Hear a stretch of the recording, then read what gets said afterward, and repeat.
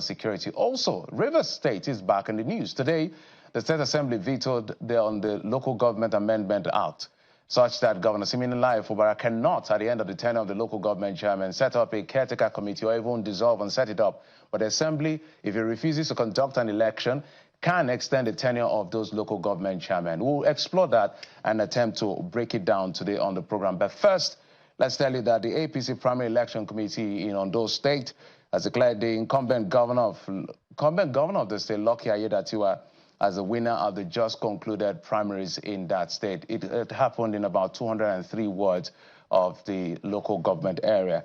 And announcing the result last night, the chairman of the committee, Mr. Governor Usman Ododo, who is the governor of Kogi State, says Lucky Aiyedatiwa scored a total vote of 48,569 to beat Akim Folarin Samuel, who came second, having scored 15,343, while Mr. Olushola Oke, who is the senior advocate of Nigeria, clinched the third position with about 14,915 votes. So that is the latest. It happened late last night when that announcement was made. Whilst on the show yesterday, we're trying to wait for that announcement, but it eventually happened later on in the night. And so Mr. Lucky Aiyedatiwa, who is the governor of Ondo State, is going to be the flag bearer of the party. But let's also tell you that the appeal committee set up by the national leadership of the All Progressives Congress for the governorship primary in Ondo State says it has received 3 petitions from aspirants who are aggrieved over the process of the election because there were agitations across board by some of the aspirants. The former governor of Bauchi State, Mohammed Abubakar, who is the head of the 5-member primary election appeal committee, set up to ensure transparency and integrity of the primary election, stated this at a press conference held in Akure.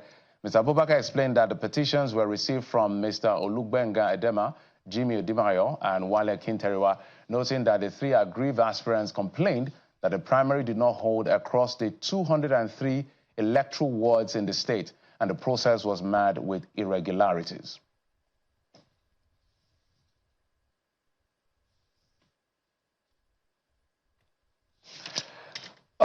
So apparently the last has not been heard as far as the politics of Ondo State is concerned. So let's see how the appeal committee resolved this particular impasse, if you will. But moving away from that, it appears the political tension in Rivers State is showing no sign of abating, as the Rivers State House of Assembly has once again vetoed Governor Siminalayi Fubara and passed a major law in the state. The House, during plenary today, overrode the governor and enacted a major amendment to the Rivers State local government law that's empowering them to extend the tenure of the local government chairman. The latest veto is coming on the heels of 5 previous vetoes, during which the Assembly has actually overridden the governor to enact laws. The Assembly members gathered early this morning in the Hallowed Chambers at about 8:30 a.m., a departure from the usual 10 a.m., with 2 items on the order paper for the day. So they swooped in on him and they vetoed. As we explore, which is one of our conversation for the day, for the program, we're going to show you or tell you some of the laws that actually vetoed in the past, as far as that back and forth is concerned between the Rivers State House of Assembly and the governor of Rivers State.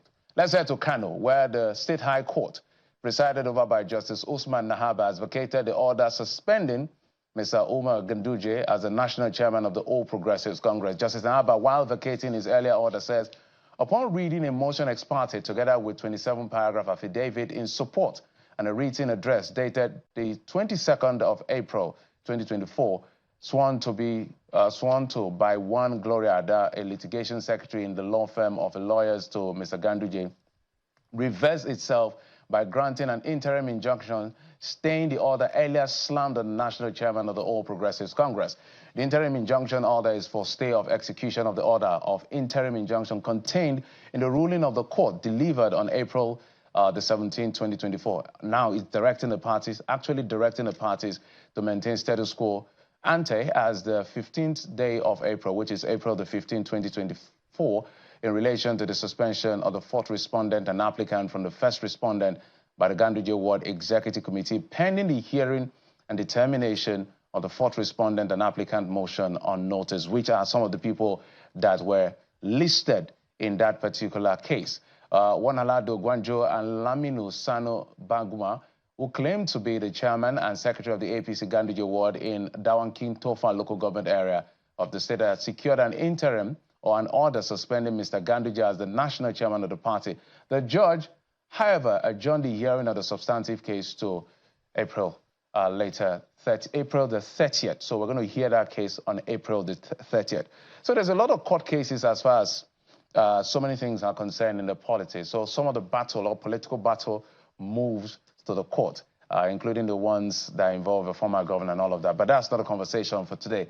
Let's also tell you, before we bring you a political roundup story, that President Bola Tinubu and his Ghanaian counterpart, Nana Akufo-Addo, and other top African leaders have called for a collaborative regional approach towards combating terrorism in Africa. They made a call at a two-day high-level Africa Counter-Terrorism Summit held at the office of the National Security Advisor in Abuja. According to the president, that's President Bola Tinubu, outside money, not African money, is used to finance terrorism in the region. He reiterates the call for the establishment of what he considers a regional standby force that will serve as a rapid deployment tool to combat both existing threats and the ones that could emerge, and also serve as a strong deterrent to large-scale weapon smuggling. Let's take a listen to him. Terrorism's arm is felt far and wide for very reason that there's no respect for national boundaries, ethnic, bloodless, or religious creed. We must, therefore, fight this threat together, combining determined national effort with well-tailored regional and international collaboration. Those who think illegal money has no connection with the financing of terrorism are surely mistaken. The international community has both the moral and legal obligation to help in this cause because it is outside money, not African money, that fuels the illegal operations. Well, yet again, a brave statement from the Nigerian leader. Remember, at the UNGA also talked about giving Africa a breather by some of these foreign powers. We'll explore that conversation as far as security is concerned.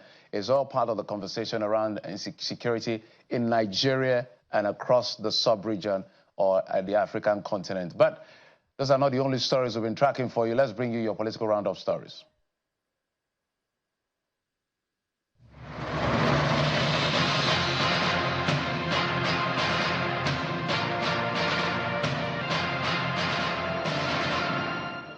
The Bayelsa State Governorship Election Petition Tribunal has reserved judgment in the petition filed by the governorship candidate of the All Progressives Congress, Timi Silva, against the declaration of Doye Diri as the governor of the state.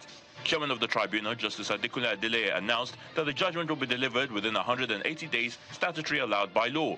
At Monday's proceedings, all the parties adopted their written addresses, asking the court to uphold the petition or disregard it. In Cross River State, the stakeholders of the All Progressives Congress, APC South-South Zone, have assured its party members across the zone of victory in the upcoming Edo election. They gave the assurance in Calabar, the Cross River State capital, after a stakeholders meeting where they discussed issues bordering on the zone and how best to serve the people.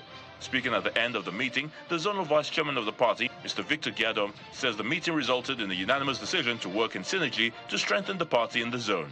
The party is well positioned to rejig the party in the zone and to make sure that we grow from strength to strength. Governors of some states in northern Nigeria are seeking a collaboration with the United Nations to find solutions to the myriad of challenges they are having to contend with in their states.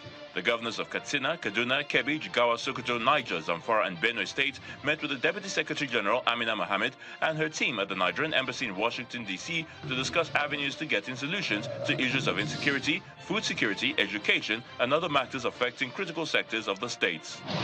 Forum of Concerned Citizens of Kogi State area wants the immediate past governor of the state, Yahaya Bello, to submit himself to the Economic and Financial Crimes Commission, EFCC, for investigation into the allegations of financial mismanagement leveled against him. At a news conference in Abuja, the group led by a former deputy governor of the state, Mr. Simeon Achuba, described as shameful and illegal the manner in which governor of the state, Usman Ododo, prevented the anti-graft agency from arresting Yahya Bello at his residence in Abuja. They are calling on the commission to fish him out and commence comprehensive probe into all parties connected to the alleged 80 billion naira and 10 billion naira fraud cases. Yahya Bello is currently holed up in Kogi State Government House, and all efforts should be taken to bring him to justice.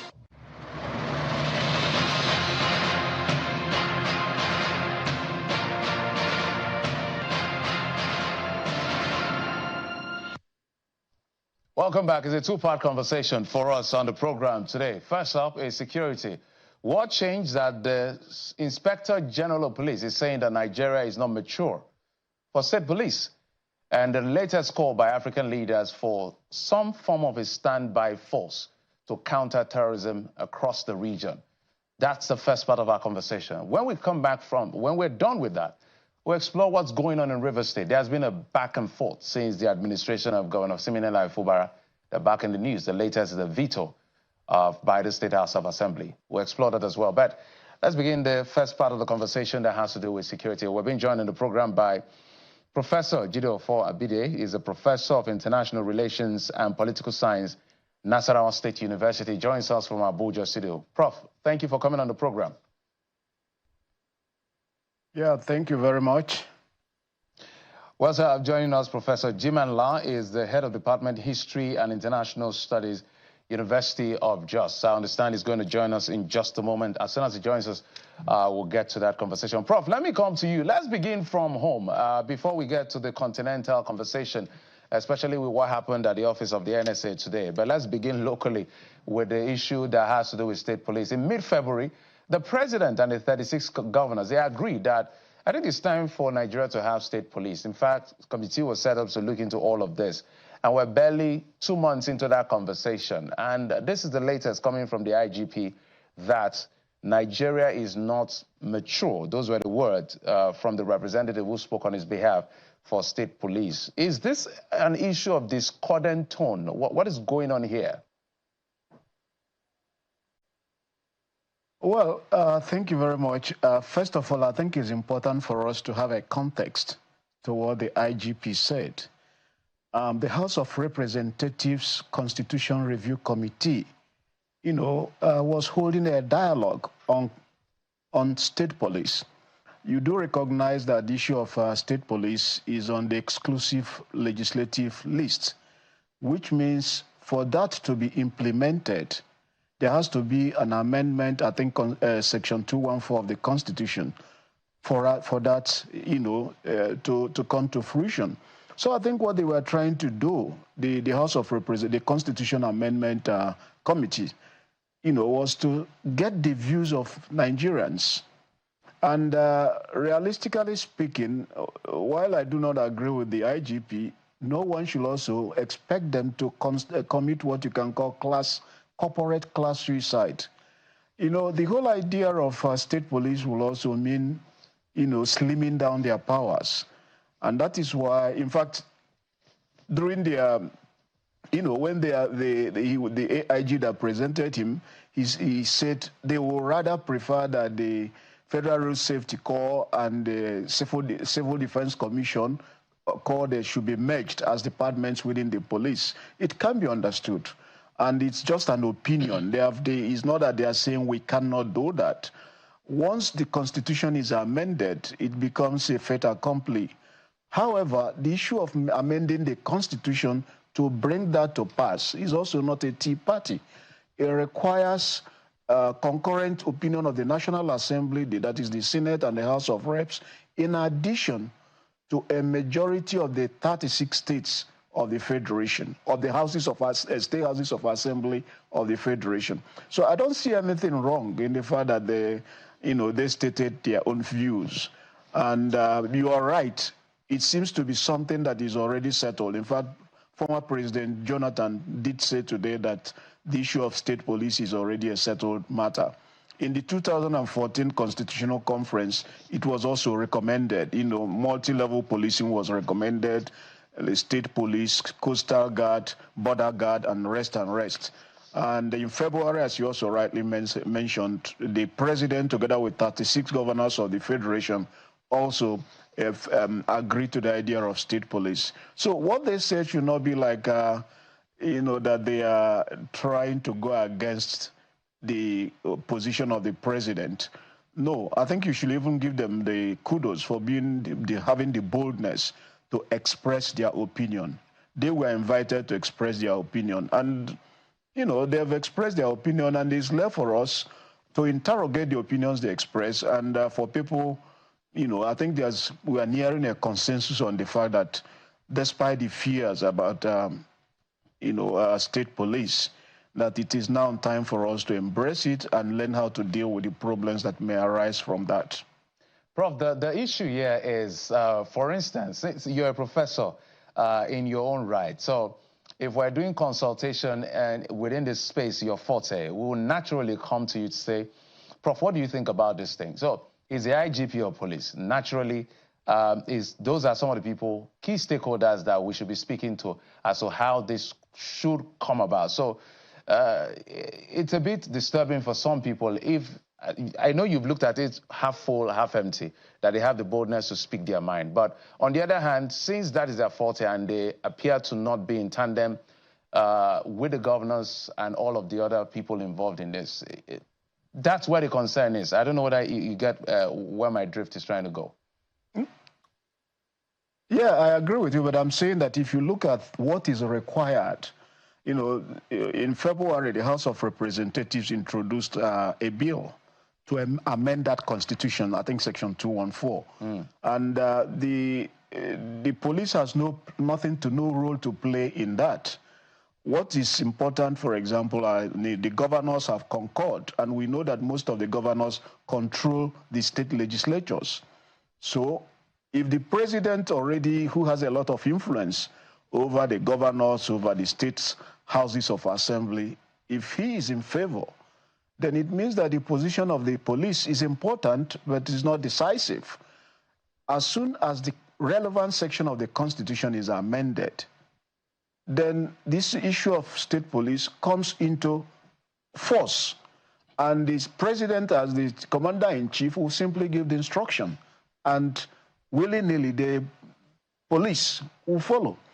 You don't forget, for example, that the police, as we know, then they've always been against civil defense, road safety, and other forces that they just want everything to be within the police department. That's understandable. That is corporate trying to protect your domain, your forte, your turf. And we don't really, realistically speaking, expect them to commit corporate class suicide. But it doesn't matter. They've spoken their mind. And in the marketplace of ideas that have ensued, you can also see how their voices are being drowned. And if the argument they marshal three key arguments. One is that they argue that it will be abused by the state governors, which is usually the normal argument. Yeah, there's no money, they will not have enough funds. And there was a third one they came up with, which I can't remember. These are the same fears we have about the federal government control certain central agencies or federal agencies like the Independent National Electoral Commission, the police. We always suspect them of bias. And the whole idea of constitutional amendment of electoral laws, for example, has been to protect trying to find ways of protecting the body from influence of the federal government. So, when we start it, hopefully it will start. There will be challenges like every other thing in life. And people are already looking beyond the debate on whether it is desirable to coming up with solutions on how some of the fears of state police, can be, managed. For example, people are talking about setting up state police commission, bringing in different elements and making the state police subject to that state police commission and finding ways to whittling down the influence of the governors on the police. And, and some people are arguing that, we already have a form of state police, which is not correct. Vigilantes belong to community policing. The difference is that if you're a police, you're then legally allowed to carry certain grades of weapons. Okay. But in the whole thing, in the whole conversation, of course, is also what is often lost is that once you have a state police, it's not going to be a magic bullet that will make all insecurity in the states disappear. Because there are... Yeah, my apologies, Prof. I want us to look at some of because there are two parts to the conversation, the issue of state police and, of course, regional security that the president was in attendance today. But I know you're citing Section 214 that says there shall be a police force for Nigeria, which shall be known as the Nigeria Police Force, and subject to the provisions of this section, no other police force shall be established for the Federation or any part thereof. So that's the part, I guess, you're citing that has to be amended for this to take effect. But let's look at some of the argument and posit it as appropriately, because he didn't just say it's not mature. Let's look at argument number one, or the way I enumerated them. He was saying that if we look at the issue of state police, it has the potential to be subject to abuse by political players. Is that not a valid argument? It is. But that has also been the argument, if you use that argument of abuse or that we are not mature, that raises the question of what is the metric for measuring maturity. And where are we on that spectrum to know when we get mature? You can apply the same, argument to use it to forestall any kind of change. For example, during the struggle for independence, those who opposed political independence were also arguing that Nigeria was not politically mature for independence. When Obasanjo was playing with the idea of going to the moon, launching a satellite into the orbit, some people say Nigeria is also not mature. So you cannot wait until we are mature. Of course, we don't know the metric for measuring that maturity. But sometimes you take a bold step and then handle the fallouts. Every policy has unintended consequences. So once you launch any policy, you will be prepared. Of course, you do your scenario mapping and be prepared, to deal with the unintended consequences of any policy. It doesn't matter any policy you launch, there will be unintended consequences. And yes, it is a legitimate argument. We have seen that in the states, the governors are like emperors. And we have seen them, sometimes they go and pull down people's houses without, recourse to the law. They are very brazen, they are very monarchical, very imperial. But then, this is also an opportunity for us to start a conversation in that direction. You'll start it, we think of countervailing measures, one of which, for example, I mentioned, to have state police commission and then get people that can be truly independent, say the religious people, get people in traditional institutions and make them to become members of the state police. There are several other ways we can. We can't eliminate them, and then make sure that the tendency for the governors to, have overwhelming influence over the police, is curtailed. Don't forget that we have the same fear about the federal government and its agencies. We have the fear that the federal government controls the police and then we use it against the opponents.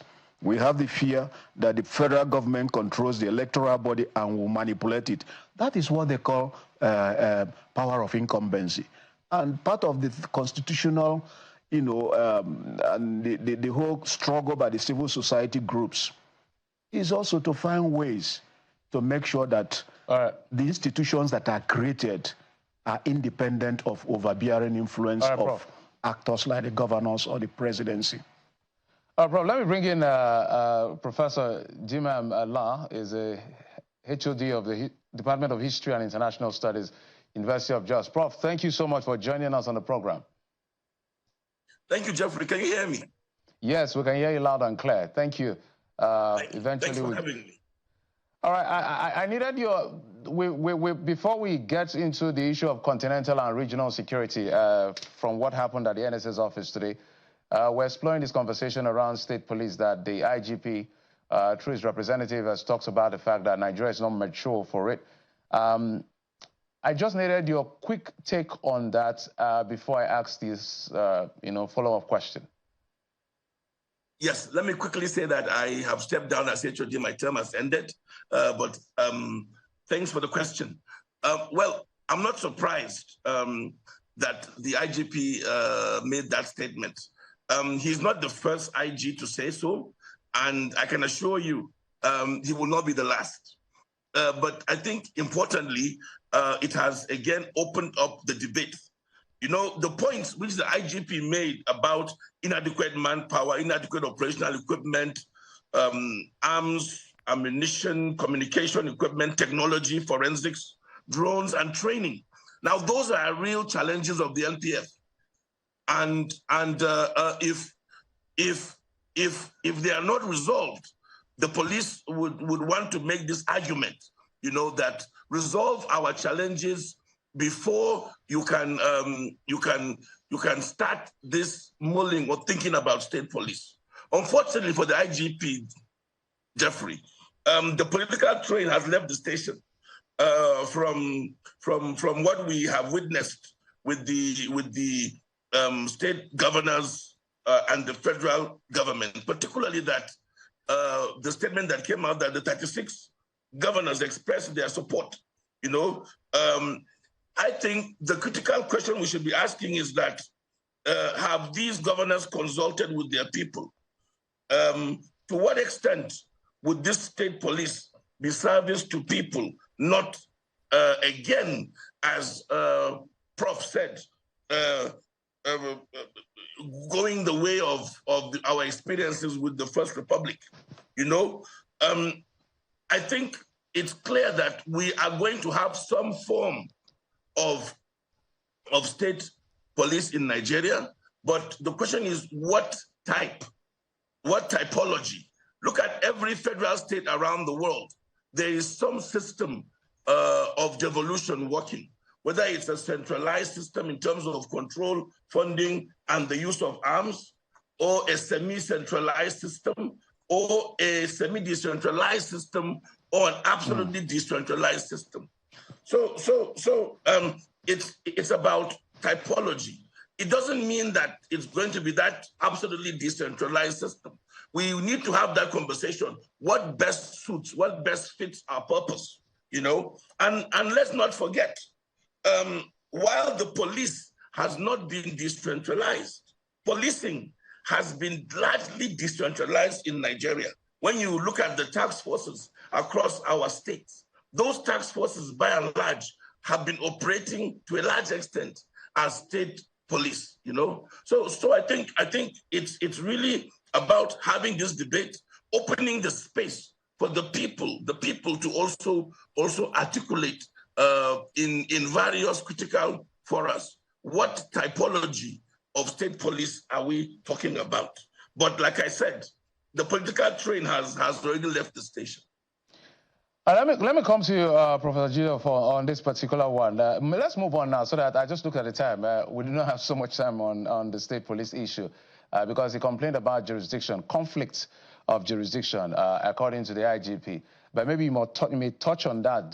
But in answering the next question, we've seen that the NSA said that trial of Boko Haram terrorists, begins in Kanji, and welcome development. How would you want this to be? Because people have always complained, the reason I'm asking this, people have always complained that the people that kill people, I mean these terrorists, we hardly see them brought to justice. How do you suggest the NSA and those involved should approach this? Should we have some level of transparency in how this trial proceeds until we get to hear XYZ has been sentenced because he was found guilty? Because perhaps it's not the first time we're hearing that they're on trial. Just to build confidence in Nigerians that terrorists are being tried and they face justice. Well, thank you very much. That's a very important, has been an issue, in many countries where, you faced a kind of serious security. If you go to Ireland and other countries, what do you do with people that you are captured? And what do you do with people that call themselves repentant?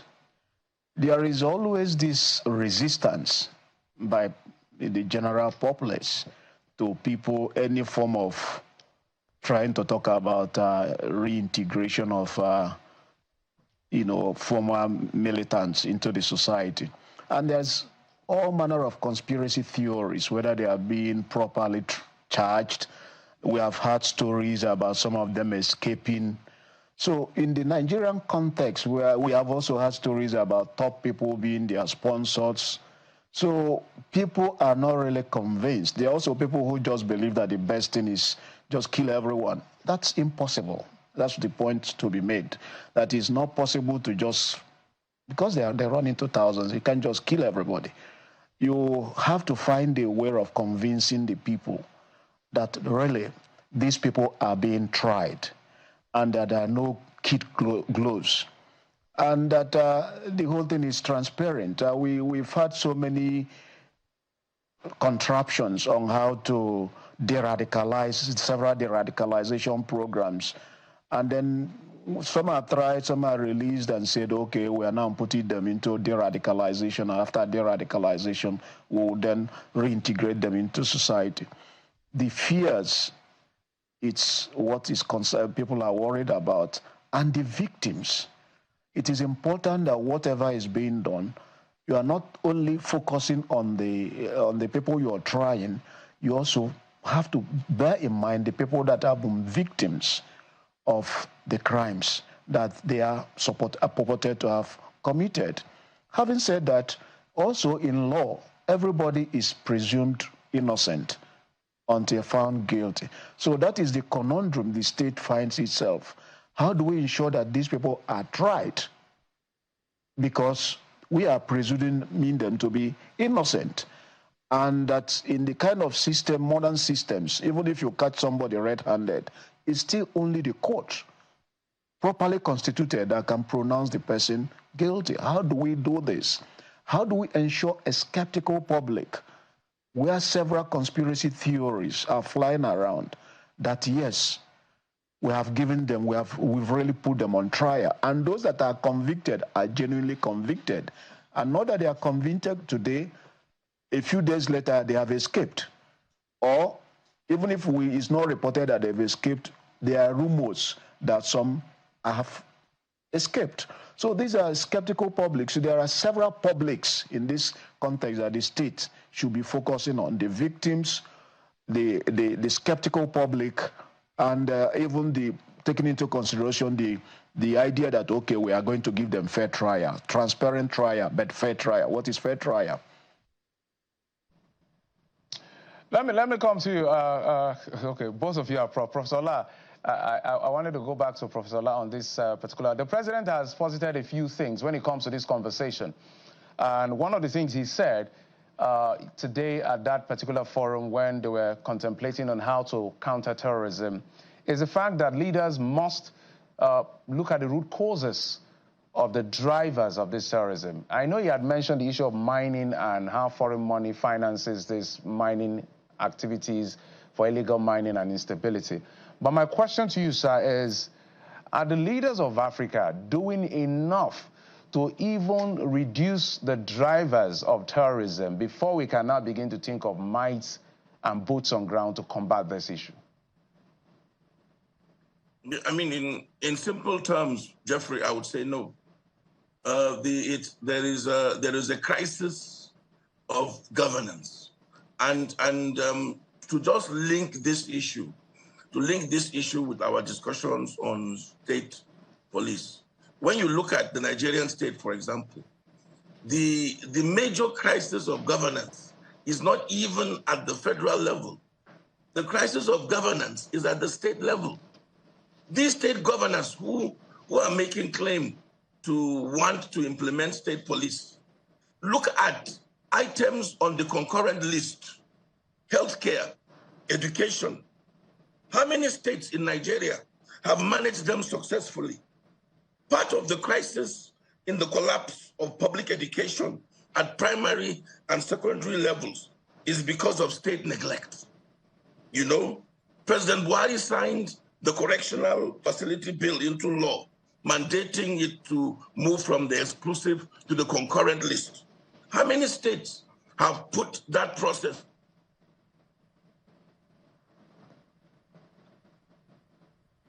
Prof, are you there?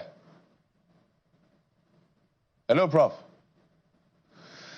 Professor Adibe, maybe I'll bring it to you, but I'm going to add a question to this. I guess the internet is what is responsible that we can't get Professor La. But quickly before we begin, as we begin to wind down, one of the things that was stated at that meeting today where President of Togo, Ghana, and Nigeria's President Bola Tinubu was present is that standby force to deter current and future insurgency across the region. But given the level of weakness the regional body as well as the continental body has shown with the coup across the continent, especially the West African sub-region, do you think this is going to be anything to reckon with, even if it happens? Well, theoretically, it is welcome. If you look at the argument of Niger, Gabon, and Mali, the three countries that decided to leave ECOWAS, part of the argument is that when they called on ECOWAS to help them with to fight the jihadists, ECOWAS was very feeble, was unable to do so. So theoretically, if you're able to have a standby force, maybe they will help augment the state efforts, efforts by countries that are affected like Cameroon, Nigeria, and Niger. But there are several obstacles to setting up a standby force. That's also the issue of money, funding, who funds it, the issue of, the contradiction, the issue of the division between the French-speaking, the English-speaking, and the fact that ECOWAS seem now to be a little wobbly, especially with the departure of the three countries. It is in theory, I would say theoretically, something to be looked into. It's not the first time the idea of African standby force. Kwame Nkrumah suggested it for Africa, when during the whole conversation that led to the setting up of Organization of African Unity, which later became the African Union. So it's been an idea, it's been a romantic idea that has been played over the years by radicals, but it has not been able to come into fruition. The closest I think we've come to having a standby force was ECOMOG, which was still not a standby force, but which did some work. Increasingly, after the last intervention, in Liberia, it's been difficult, in my own opinion, to assemble another force like ECOWAS, ECOMOG, that will intervene in some hotspot areas like fighting terrorism or conflicts. It's not been as easy as it was in earlier on, and there are several factors that are responsible for that. But to put it simply, the idea of a standby force has always been an idea romanticized by, radical public intellectuals over the years. Prof, I must thank you for your insight. There's a lot to talk about. Our safety is a concern to all of us. That's why this conversation is important. Whether it's happening at the national, sub-national, regional, or continental level. Professor Jide Ofo-Abide is the Professor of International Relations and Political Science, Nasarawa State University, who joined us from Abuja studio. Thanks, Prof, for coming on the program. Thank you very much. Also, Professor Jimam La is former HOD History and International Studies of University of Jos. Well, we couldn't get much from him because of network issues. I must also thank you, Professor. But when we come back, for the 6th time, 5th or 6th time, the Rivers State House of Assembly has vetoed Governor Siminalayi Fubara. What exactly is going on? We'll try to find out. Join us again.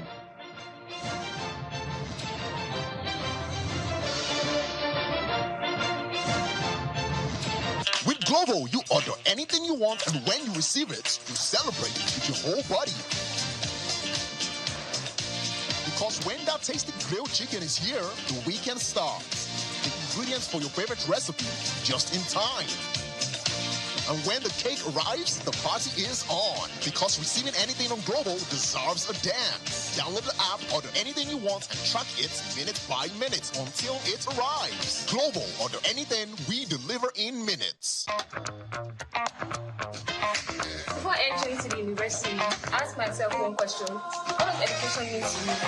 Education is a tool to shape my future, fostering critical thinking and problem-solving skills. University City Campus, Maitama Abuja, is now open.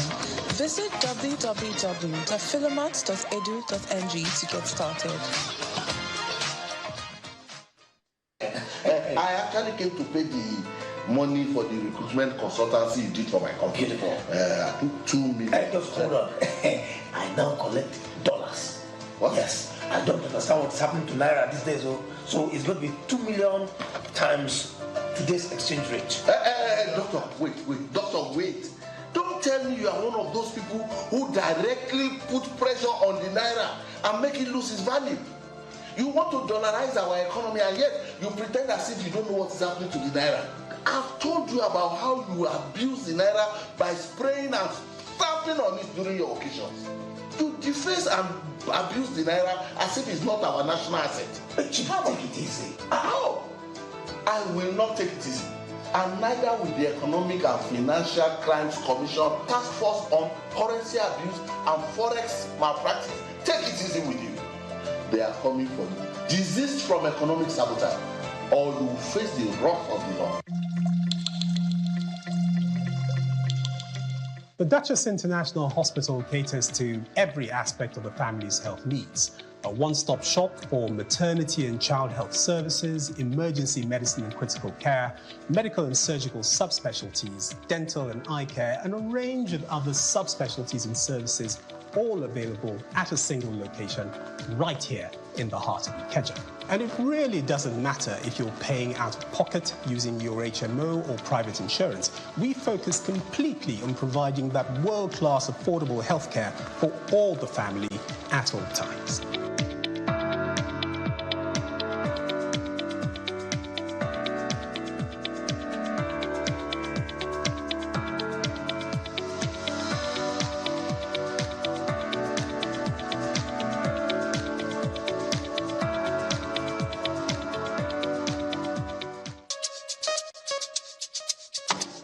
It's like every other year. My wife wants to paint, and her own kind of budget just makes me want to faint. 50 buckets of paint? Make it make sense. I'm only dropping cheddar if it's using Santex. Santex? Yes, Santex. The amazing durability is more than mere text. Rich quality paint within your budget. So make the smart choice. Paint with Santex. Can't go wrong. Can't go wrong. With a smart choice. Santex paint. Santex paint. Smart choice. Paint your dreams on the walls of your reality. Choose Santex Paint for its rich quality, vibrant colors, and long-lasting coats. Available at authorized Santex Paint distributors across Nigeria. Santex Paint, the smart choice. With Glovo, you order anything you want, and when you receive it, you celebrate with your whole body. Because when that tasty grilled chicken is here, the weekend starts. The ingredients for your favorite recipe just in time. And when the cake arrives, the party is on. Because receiving anything on Glovo deserves a dance. Download the app, order anything you want, and track it minute by minute until it arrives. Glovo, order anything, we deliver in minutes. The government and people of Osun State warmly welcome the First Lady of the Federal Republic of Nigeria, Her Excellency Senator Oluremi Tinubu, and other First Ladies to Osun State for the sword-turning ceremony for the alternative schools for girls in Osogbo, the Osun State capital. We wish the First Lady and her team a memorable time in Osun State. Signed, Honorable Teslim Igbalayi, Secretary to the Osun State Government. In Rivers State, and I did tell you that earlier today the House of Assembly did veto the governor on the local government amendment law, which by effect simply talks about the fact that if the tenure of the local government chairman ends or chairpersons end, the governor cannot do what is usually done. Set up a caretaker committee. The House of Assembly is now empowered to be able to extend their tenure by 6 months if it chooses not to organize an election. So there's a lot of power play going on and a lot of legislative issues around all of this. So that's the conversation we're about to have in just a few moments. I'm being joined in the program by a legal practitioner and public affairs analyst, Mr. Shogbe Eli. Thank you so much for coming on the program, sir. Thanks for having me. a natural place for me. Initial reaction to this latest veto, because there's a list. We see Rivers State Local Government Amendment Law, Rivers State Traditional Rulers Amendment Law, the Rivers State Advertisement and Use of State-Owned Property Prohibition Repeal Law, Rivers State Funds Management and Financial Autonomy Law, the Rivers State House of Assembly Service Commission Amendment Law number 3 of 2006, and the Rivers State Local Government Law. All of this has been vetoed. Your initial reaction to this latest? It's unfortunate. The power of Parliament devolves on the people, the electorates of Rivers State, in this case.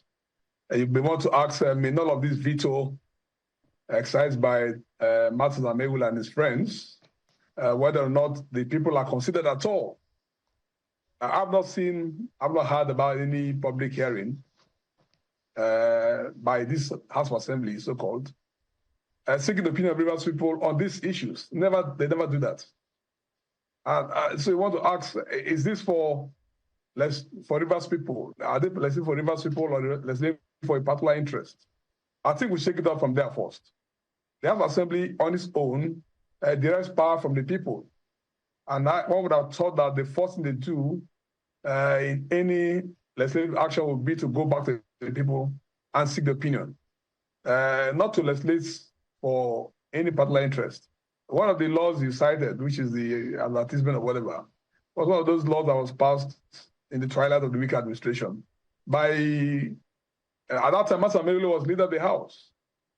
A few months after they're back and they are nullifying that law. So tells you what is going on is not about Rivers State, it's about the particular interest, and it's all political and it's unacceptable to us. So ordinarily, shouldn't this be celebrated as independence of the legislature away from the judiciary, as against the suspicion of implicit control? No, not at all. We can't be blindfolded by what's going on. It's a charade. What's going on is a pure charade. This is not what they call parliamentary independence, not. Like I mentioned, so I just give one instance. Parliament has 3 basic functions. Representation is number 1. Lawmaking and oversight, right? So in that order, who are you representing?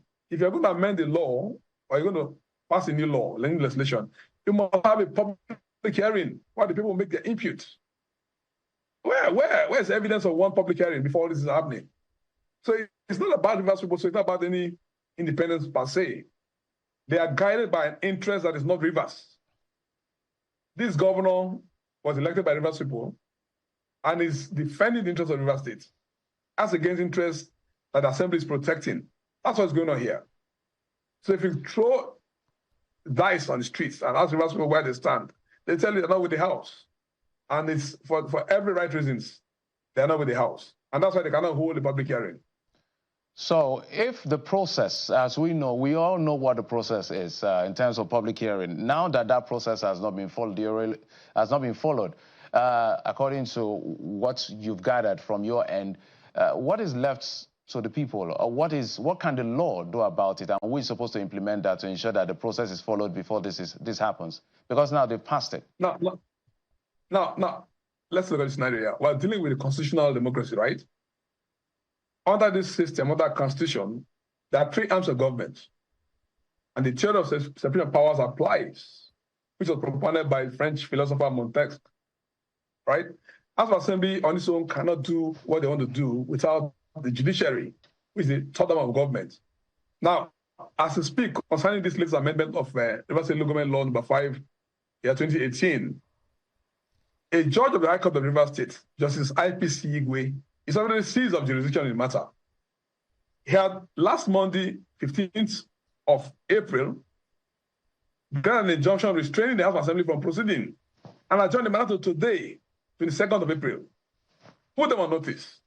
What we expected people who are law-abiding to do was to make legal representation in court today. But what did they do? They went back to wherever they sit, and what we have had in the news today is that they vetoed the governor.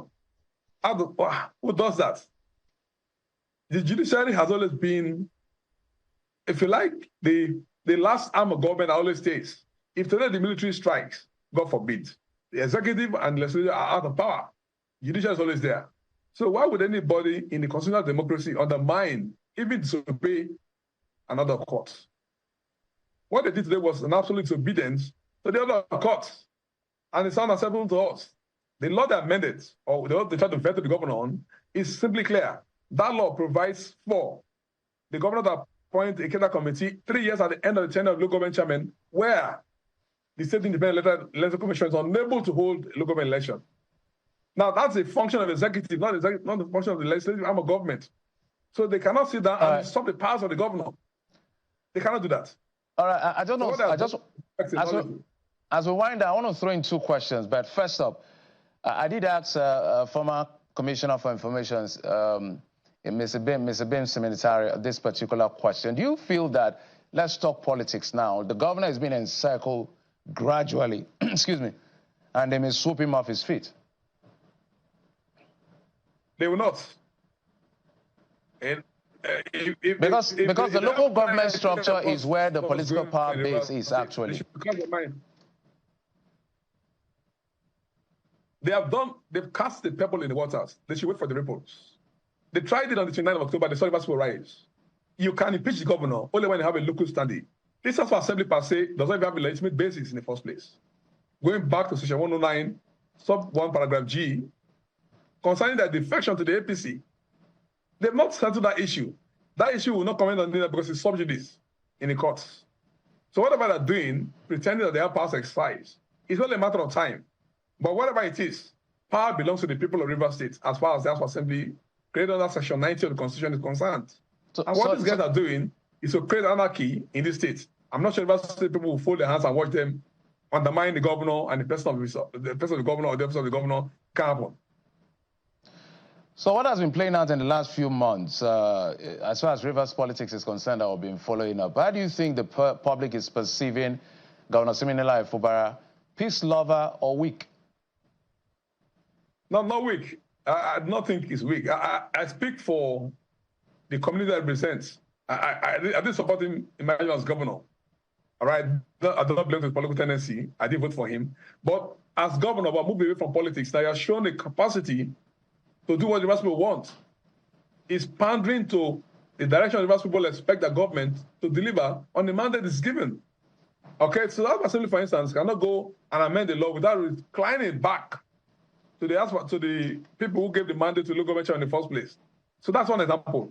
The governor, so far so good, in the last 11 months, has shown an inclination to be pro-people, and not pro a certain institution, pro a political party or system. So to that extent, across the political divide in Rivers State, Siminalayi Fubara, His Excellency Governor of Rivers State, is accepted as a popular governor, and there's no weakness in his strategy whatsoever. Totally out of time. Ms. Shogbe Eli, legal practitioner and public affairs analyst. So we're totally out of time. I had a few more questions to ask you. Thank you so much for coming on the program. It's been a great pleasure. Thanks for having me. Well, that's it on the program. Thank you so much for your time and, of course, your usual company. I'm Jeffrey Uzama. Good night.